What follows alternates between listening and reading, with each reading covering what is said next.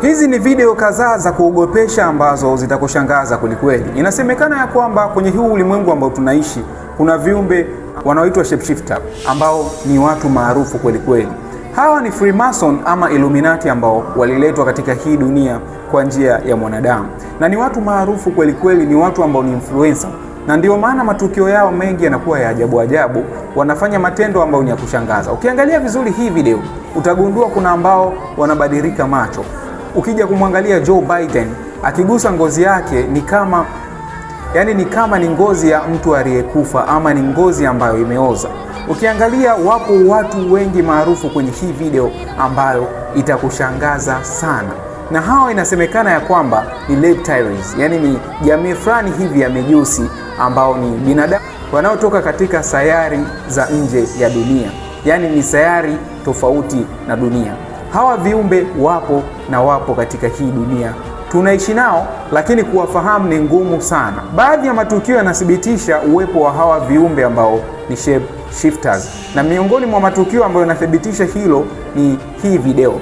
Hii video imechukuliwa na ikiwa imeunganishwa ya watu maarufu mbalimbali ama watu mashuhuri wakiwa wanabadilika macho yao, wengine wakiwa wanafanya vitendo ambavyo ni vya ajabu kwelikweli.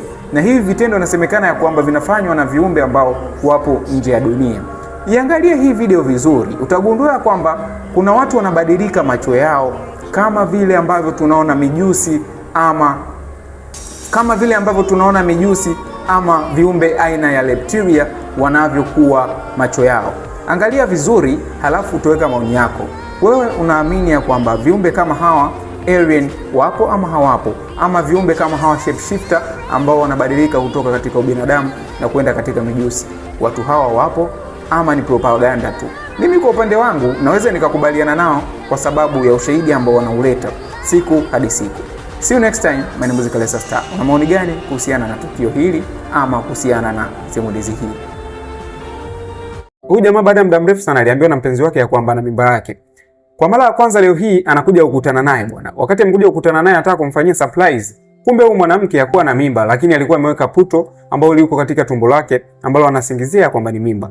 Kitu ambacho kilikuja kutokea ni kwamba kwa bahati mbaya ile puto likapasuka. Wakati limepasuka, jamaa akashtuka, akajua kitu kilichopasuka kiko nyuma yake. Wakati amegeuka nyuma, huyu mwanamke akawa ameinama chini. Baada ya kuinama chini, kumbe kuna mwanamke mwingine alikuwa yuko pembeni, alafu ana maputo mengi. Na aliona aokoe jahazi, akaamua kumuokoa mwanamke mwenzake kwa kumletea puto jipya aliweke tumboni.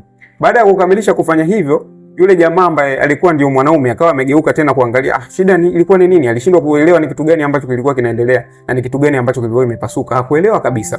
Ndipo akaamua arudi kwa mpenzi wake. Amerudi kwa mpenzi wake, akawa ameongea naye, akaona yuko na mtu mwingine wanazungumza. Jamaa akasema, "Ngoja niingie kwanza hapa shop, kuna kitu naenda kununua." Wakati ametoka ameenda kununua, ndipo huyu mwanamke akabaki na huyu mwanamke ambaye alikuwa na maputo, ambaye alikuwa ni muuza maputo. Akawa amemshukuru sana, lakini pia akampa kiasi kidogo cha fedha kwa ajili ya shukrani. Baada ya mwanaume kutoka na kwenda pembeni, kumbe alikuwa ameenda kuongea na simu. Akawa amewapigia marafiki zake pamoja na ndugu akiwa anajisifia kwamba yule mwanamke wake kweli ana mimba na alikuwa na furaha kweli kweli. Lakini wakati anaendelea kuongea na simu akiwa anaelezea furaha alionayo rafiki zake pamoja na ndugu zake, kuna mwanamke mfanya usafi ambaye alishuhudia tukio zima la yule mwanamke akiwa hana mimba lakini ametia puto tumboni.